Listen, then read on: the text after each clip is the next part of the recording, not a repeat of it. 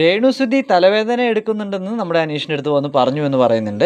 ഷാനവാസ് തലവേദന എടുക്കുന്നത് പറഞ്ഞില്ല എന്ന് പറഞ്ഞുകൊണ്ടാണ് നമ്മുടെ അനീഷ് ഷാനവാസിന് തലവേദന ഇല്ല, അത് അഭിനയിക്കുകയാണെന്നൊക്കെ പറഞ്ഞ് പ്രശ്നം ഉണ്ടാക്കിയത്. സത്യത്തിൽ ഇവിടെ അനീഷ് കളിച്ചൊരു ഗെയിം എന്ന് പറയുന്നത് ഒരാളെ സപ്പോർട്ട് ചെയ്യും മറ്റൊരാളെ അവഗണിക്കുകയും ചെയ്യുമ്പോൾ ഹൗസിലുണ്ടാകുന്ന രണ്ട് ചേരികൾ അങ്ങനെ അവർ തമ്മിലൊരു വഴക്കുണ്ടാക്കിയെടുക്കാൻ വേണ്ടിയിട്ടാണ് അനീഷ് ട്രൈ ചെയ്തത്. പക്ഷേ ഉണ്ടായത് എന്താ വെച്ച് കഴിഞ്ഞാൽ അവിടെ അനീഷിന് അത് പാരയാവുകയാണ് ചെയ്തത്. അനീഷിന് പിന്നാലെയാണ് പിന്നെ പ്രശ്നങ്ങളൊക്കെ വന്നതും. ഷാനവാസ് അടക്കം അനീഷിൻ്റെ പുറകെയായി.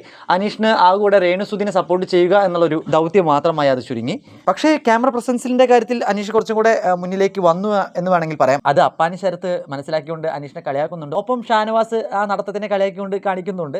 ബിഗ് ബോസിൻ്റെ അടുത്ത് തലവേദന എടുക്കുന്ന കാര്യത്തെ പറ്റി പറയുമ്പോൾ ഷാനവാസ് ബാക്കിൽ നിന്ന് വന്ന് കാണിക്കുന്ന ആ ഒരു കാട്ടായം ശരിക്കും പ്രേക്ഷകർക്കൊക്കെ ഇഷ്ടപ്പെടും. എന്തായാലും ഷാനവാസിന് ഒരുപാട് സപ്പോർട്ട് കിട്ടാനുള്ള സാധ്യത എനിക്ക് കാണുന്നുണ്ട്. അനീഷിനെ കുറേ പേര് ഇനിയും വെറുക്കാനുള്ള സാധ്യത കാണുന്നുണ്ട്. എന്തായാലും ഗെയിം വളരെ രസമായിട്ട് തന്നെ ബിഗ് ബോസിൽ ഇപ്പോൾ പോകുന്നുണ്ട്. ഇനി എങ്ങനെ വരുമെന്ന് നമുക്ക് നോക്കി കാണാം. കൂടുതൽ അപ്ഡേറ്റിനെ നമ്മുടെ ഈ ചാനൽ മറക്കാതെ സബ്സ്ക്രൈബ് ചെയ്യും.